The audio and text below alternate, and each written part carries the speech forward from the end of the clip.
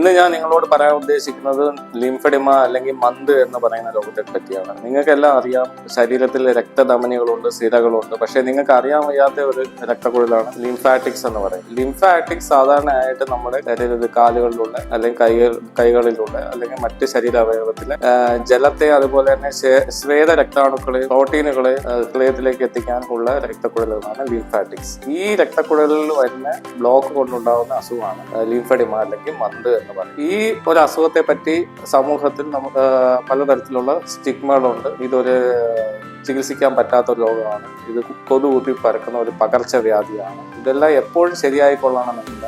ഈ ഒരു അസുഖം വരുവാണെന്നുണ്ടെങ്കിൽ നമുക്ക് പലതരം ട്രീറ്റ്മെന്റുകളുണ്ട്. നമുക്ക് മൾട്ടി ലെയർ ബാൻഡേജിങ് ഉണ്ട്. അതൊരു സ്പെഷ്യൽ കൈൻഡ് ഓഫ് ബാൻഡേജിങ് ആണ്. അതുപോലെ തന്നെ അതിന്റെ ഒപ്പം തന്നെ ഈ രോഗികളിൽ പ്രത്യേക തരത്തിലുള്ള ചർമ്മ ശുശ്രൂഷ ആവശ്യമായിട്ടുള്ളതാണ്. അതുപോലെ തന്നെ ഈ പേഷ്യന്റിനെ നമുക്ക് ഒരു എക്സ്പീരിയൻസ്ഡ് ഫിസിയോതെറാപ്പിസ്റ്റ് കൊണ്ട് മാനുവൽ ലിംഫാറ്റിക് ഡ്രെയിനേജ് അല്ലെങ്കിൽ ഒരു തരം സ്പെഷ്യൽ കൈൻഡ് ഓഫ് ഫിസിയോതെറാപ്പി ചെയ്യാവുന്നതാണ്. ഇതിലെല്ലാം ഒരു പരിധിവരെ നമുക്ക് ഈ രോഗത്തെ കൺട്രോൾ ചെയ്ത് നിർത്താവുന്നതാണ്. ഇതിലൊന്നും ഈ രോഗിക്ക് ആശ്വാസം കിട്ടുന്നില്ല എന്നുണ്ടെങ്കിൽ നമുക്ക് അതിനൂതനമായ സർജറികളുണ്ട്. ലിംനോഡോ വീനസ് ഷണ്ട് അല്ലെങ്കിൽ സിലാസ്റ്റിക് ട്യൂബിംഗ്. അതായത് ഈ ലിംഫാറ്റിക്സ് ബ്ലോക്ക് ആയിട്ടുള്ള ലിംഫാറ്റിക്സ് മൊത്തമായിട്ട് ബ്ലോക്ക് ആവുകയാണെന്നുണ്ടെങ്കിൽ നമുക്കതിനെ റീപ്ലേസ് ചെയ്യാനായിട്ട് ട്യൂബ് ഇടുക.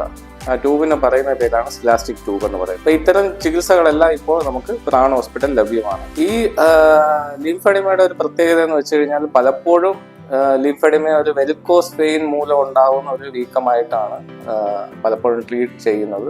ഈ ട്രീറ്റ്മെന്റ് കൊണ്ടുള്ള പ്രശ്നം എന്തെന്ന് വെച്ച് കഴിഞ്ഞാൽ ഒരു പക്ഷേ രോഗം മൂർച്ഛിക്കുന്നതിന് തന്നെ ഇത് കാരണമായേക്കാം. നമുക്ക് നമ്മുടെ വാസ്കുലർ സെന്ററിൽ സാധാരണയായിട്ട് പേഷ്യൻസ് എത്തുന്നതെന്ന് വെച്ച് കഴിഞ്ഞാൽ മറ്റ് ട്രീറ്റ്മെന്റുകളെല്ലാം എടുത്ത് ഒരുവിധം രോഗം മൂർച്ഛിച്ചതിന് ശേഷമാണ് നമ്മുടെ വാസ്കുലർ സെന്ററിൽ സാധാരണ രോഗികൾ എത്താറുള്ളത്. ഒരു പക്ഷേ നമുക്ക് ഒരു ഏർലി ട്രീറ്റ്മെന്റ് കൊടുക്കാൻ പറ്റുവാണെന്നുണ്ടെങ്കിൽ ഇതുപോലെ രോഗം മൂർച്ഛിക്കാതെ, അതായത് കാലിന്റെ ശരീരഘടനയിലുള്ള വ്യത്യാസം വരാതെ അല്ലെങ്കിൽ പലപ്പോഴും പലതരത്തിലുള്ള റിപ്പീറ്റഡ് ആയിട്ടുള്ള ഇൻഫെക്ഷൻ ഒന്നും വരാതെ തന്നെ നമുക്കത് ചികിത്സിച്ച് പൂർണ്ണമായി കൺട്രോൾ ചെയ്യാൻ പറ്റുന്നതാണ്. ഇത്രയാണ് നിങ്ങളോട് എനിക്കിന്ന് പറയാനുള്ളത്.